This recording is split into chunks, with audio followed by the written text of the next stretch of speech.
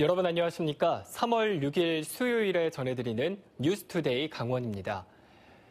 양양국제공항을 기반으로 하는 플라이 강원이 3수 도전 끝에 면허를 따내는 데 성공했습니다.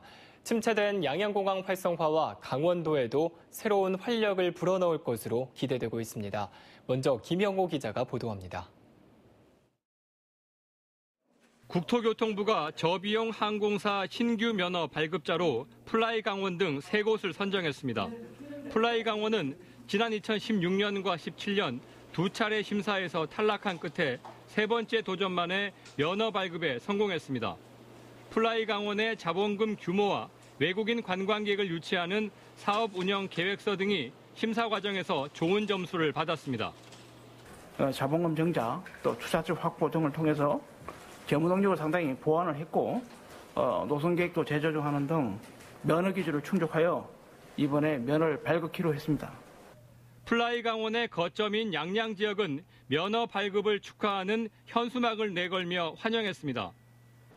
항공사 본사 이전과 신규 직원 채용 등으로 양양 지역은 당장 올해부터 큰 변화가 예상됩니다. 오는 2021년까지 양양에 상주하는 항공사 직원만 600여 명에 달할 것으로 예상됩니다. 도내 항공 관련 대학교 졸업생의 일자리도 확대됩니다. 플라이 강원이 외국인 관광객을 주 고객으로 삼고 있는 만큼 도내 유명 관광지까지 외국인 관광객 특수가 기대됩니다. 국토교통부의 현명한 판단에 감사드립니다. 지역 일자리 창출과 지역 경제 효과에 큰 도움이 되리라 믿습니다. 플라이 강원의 면허 발급을 계기로 침체됐던 양양국제공항 활성화에 새로운 돌파구를 찾을 것으로 기대됩니다. MBC 뉴스 김영호입니다. 항공운송사업 면허를 취득한 이 플라이 강원이 앞으로 첫 취항하기까지는 넘어야 할 산들이 많이 있습니다. 운항증명을 성공리에 맞춰야 하고 취약한 항공 수요를 안정적으로 확보해야 하는 그런 과제들을 안고 있습니다. 강화길 기자가 보도합니다. 신규 면허를 취득한 플라이 강원의 발등에 떨어진 불은 운항증명 획득입니다. 운항증명은 안전면허나 다름없습니다. 항공사가 운항을 개시하기 전 운항에 필요한 조종사 등 전문 인력과 시설, 장비, 운항 정비 체계 등 안전 기준이 적합한지를 사전에 검증하는 제도입니다. 석 달에 걸쳐 1,300개의 검사 항목을 통과해야 합니다. 강원도와 플라이 강원으로서는 두 번의 실패가 오히려 약이 됐습니다.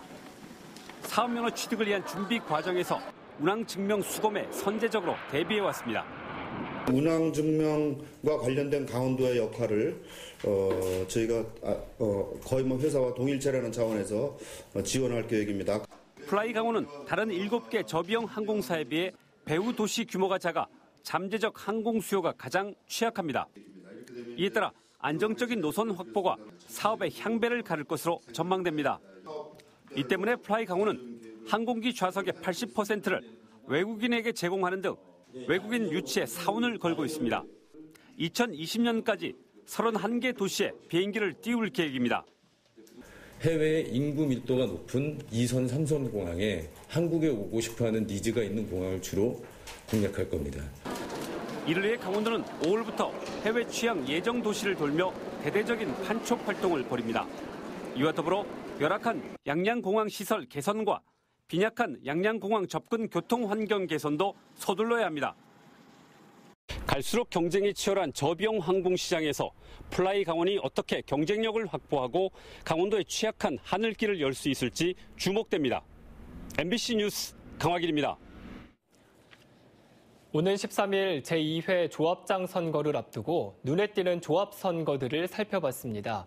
원주 원예농협은 도내에서 유일하게 간접 선거 방식으로 치러지며 도내 최대 규모의 원주 농협은 현 조합장의 불출마로 후보가 난립하고 있어 예측할 수 없는 승부가 되고 있습니다.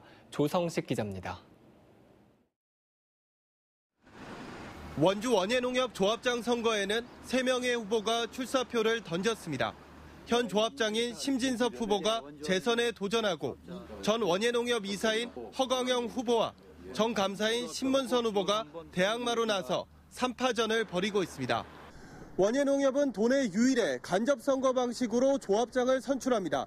420여 명의 조합원 모두가 참여하는 대신 60명의 대의원이 투표하는 방식입니다. 선거가 간소화되는 측면도 있는 반면 조합원들의 표심이 투표에 제대로 반영될 수 있을까 하는 우려를 안고 있습니다. 우려점은 그 조합원들 전체에 의사가 반영이 안 된다는 거, 또 조합원의 권리를 행사를 못한다는 거, 그런 것이 모순점이고. 현 조합장이 출마를 포기한 원주농협은 도내에서 두 번째로 많은 7명의 후보가 도전장을 내밀었습니다.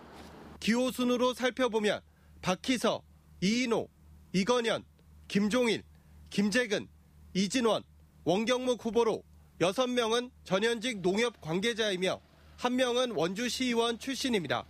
조합원 수만 4천여 명, 후보도 많은 데다 선거운동의 제약이 커 조합원들은 공보물로 후보자를 검증해야 하는 실정입니다.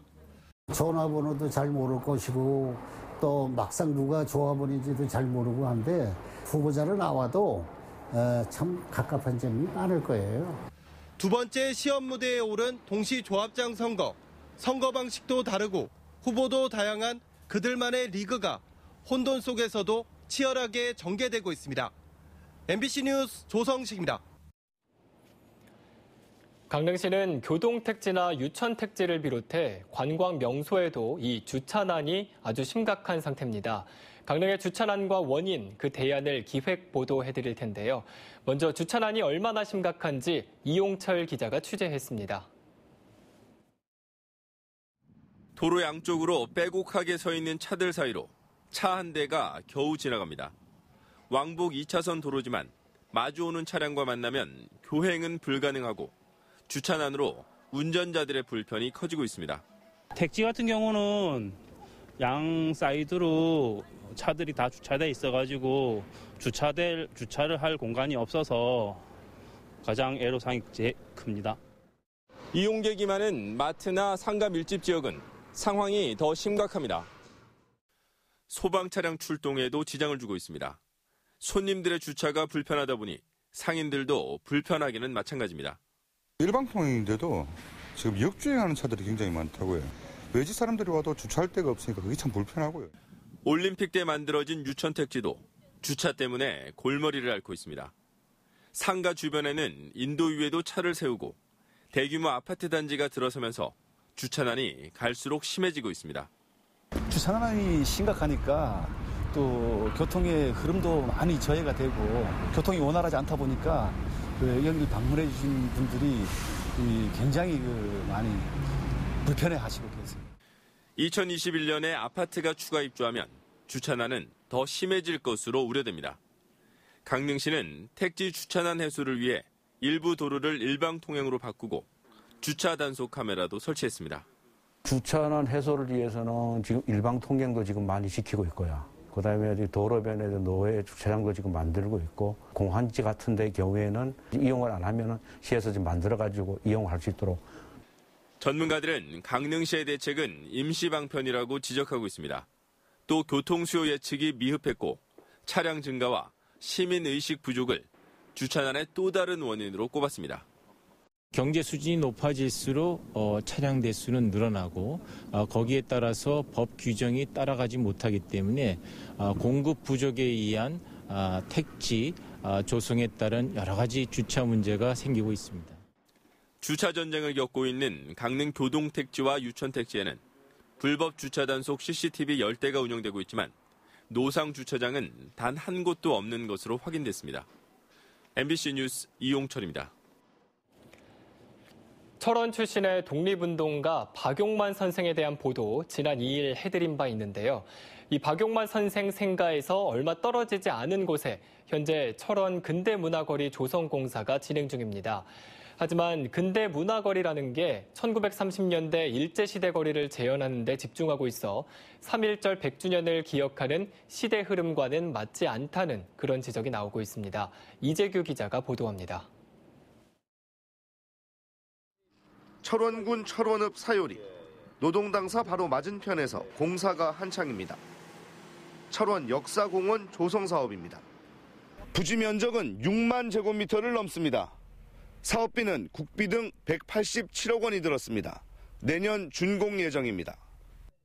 철원군은 이곳에 1930년대 근대문화 거리와 역사전시 체험관, 추모의 정원 등을 조성할 계획입니다. 이 중 근대문화 거리가 논란이 되고 있습니다. 1930년대 일제시대 철원 역사와 극장, 소학교, 의상실 등을 만들어 관광 상품화하겠다는 것이 철원군 의도입니다. 하지만 3.1절 100주년인 올해 독립운동과 관련된 사업도 아닌 일제시대 거리를 재현하는 것이 무슨 의미가 있느냐는 비판이 나오고 있습니다. 우리 또 독립운동 그런 문제라든가 우리가 강원도에서 최초로 3.1 운동을 했던 그런 고장이기 때문에 우리 민족사가 담긴 그런 걸로 조성이 됐으면 좋겠다 이렇게 생각을 하고 있어요. 목포 근대문화거리의 경우 현장에 일제시대 건물이 그대로 남아있지만 철원에는 당시 시대상을 보여줄 수 있는 건물이나 도로가 전혀 남아있지 않아 목포 상황과는 또 다르다는 겁니다. 철원군은 근대거리에 독립운동과 관련된 건물도 들어설 예정이고 공원 한편에 독립운동가를 위한 추모공원도 있다고 해명했습니다.